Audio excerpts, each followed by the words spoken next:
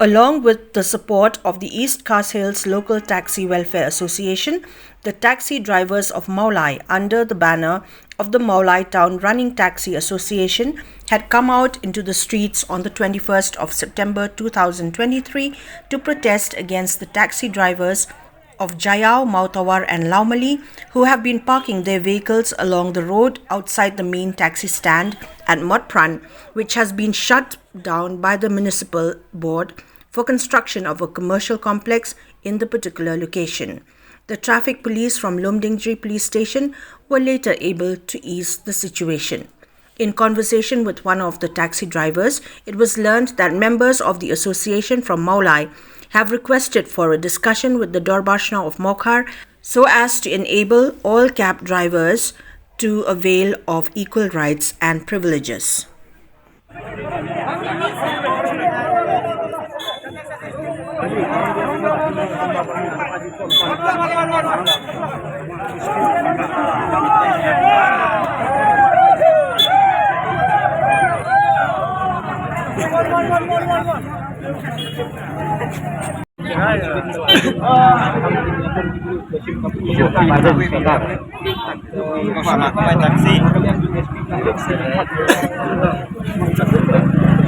Aman okey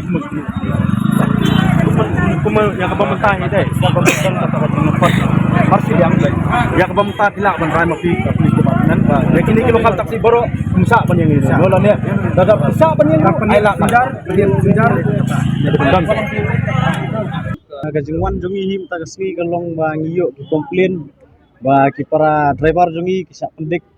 akan digajaka baki kamai jakpo man kasmi te nakaling jongi kum kasang iwan hangne wan ban kami dalade ban pet ni danruk jeng bitar kendiat ba namar ba kumno aku por mensuangi layakaran ban panstan lang ikini ki jongi hangne po mot fran te klem ai namar ba ki ong bakladon ta kastan hangte po hangne ka parking lot jongka stan jayao te nakaling jongi sikata tongi yaskap namar ba kamdon hi ke caka ka bobiang bangin miang kila shui running dan rei menta pa gila penperai kene ke parking maki giyo stan hangne po surok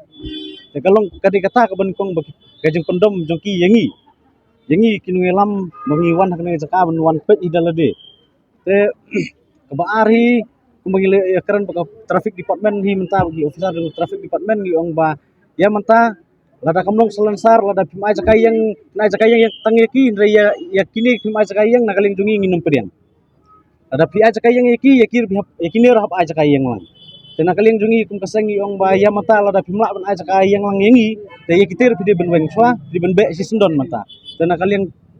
polis traffic department do kala kloy kala pedeng kata ke kerang jungi tegil ong baya mata hi si por ngin weng swa bat yaki bat yangi ro